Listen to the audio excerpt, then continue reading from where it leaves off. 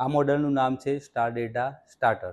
Star data સ્ટાર્ટરનું કાર્ય એ છે કે હાઈ કેપેસિટીની જે ઇન્ડસ્ટ્રીમાં જે મોટરો વપરાય છે તેનું સ્ટાર્ટિંગ કરંટમાં 1/3 એટલે કે 1/3 જેટલો સ્ટાર્ટિંગ કરંટમાં ઘટાડો કરે છે. હવે સ્ટાર્ટિંગની અંદર જ્યારે કોઈ પણ મોટર સ્ટાર્ટ થતી હોય તો જેનું ફૂલ લોડ કરંટના 5 to 8 time motor starting current વધારે લેતી હોય છે. હવે જો આ સ્ટાર્ટિંગ કરંટને જો રિડ્યુસ કરવામાં ના આવે તો મોટરના વાયરિંગને નુકસાન થઈ શકે છે. એટલા માટે સ્ટાર ડેટા સ્ટાર્ટરનો જો આપણે ઉપયોગ કરીશું સ્ટાર્ટિંગમાં 1/3 જેટલો ફૂલ લોડ કરંટમાં આપણે ઘટાડો કરી શકીશું. હવે આપણે આ સ્ટાર્ટરની અંદર મોટરની જગ્યાએ લેમ્પનો યુઝ કરે છે કે કઈ રીતે સ્ટાર્ટિંગમાં કરંટમાં ઘટાડો થાય છે, જેની ઇફેક્ટ આપણે જ્યારે મોડલ રન કરાવીશું સ્ટાર્ટર રન કરાવશું ત્યારે આપણને જોવા મળશે. આ સ્ટાર્ટરની અંદર આપણે 3 કોન્ટેક્ટરનો ઉપયોગ કરેલું છે. એક મેન કોન્ટેક્ટર, એક આપણું સ્ટાર કોન્ટેક્ટર અને એક ડેલ્ટા કોન્ટેક્ટર. અને સ્ટાર અને ડેલ્ટા કોન્ટેક્ટરને ટાઈમ આફ્ટર રન કરાવવા માટે ટાઈમરનો યુઝ કરેલો છે. અને આ સ્ટાર્ટર માટે એક આપણે મેન એમસીબી મૂકેલ છે. હવે આપણે એમસીબી ઓન કરીશું એટલે આપણે અહીંયા જોવા મળશે કે પેનલની અંદર સપ્લાય અવેલેબલ થાય છે કે શું એ.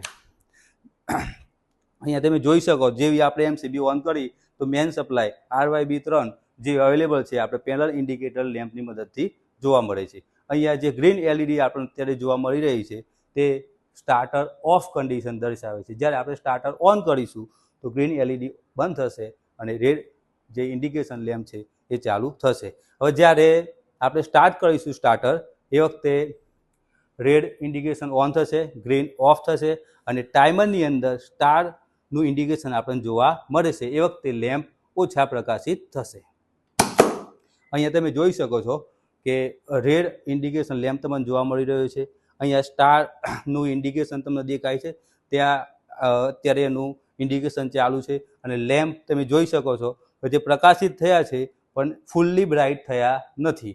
આફ્ટર જે ટાઈમરમાં સેટ કરેલો તમે જોઈ શક્યો કે જે ટાઈમ સેટ કર્યા પછી કોન્ટેક્ટર ચેન્જ હોવો થયા. અહીંયા ડેટાનું ઇન્ડિકેશન જોવા મળે છે અને ડેટા કોન્ટેક્ટરથી અત્યારે મોટરના વાઇન્ડિંગને જે સપ્લાય મળી રહ્યો હોય ત્યારે ડેલ્ટા કોન્ટેક્ટમાં મોટરને પૂરેપૂરા જે ટર્મિનલ વોલ્ટેજનો સપ્લાય મળવો જોઈએ 415 એ તમને મળશે.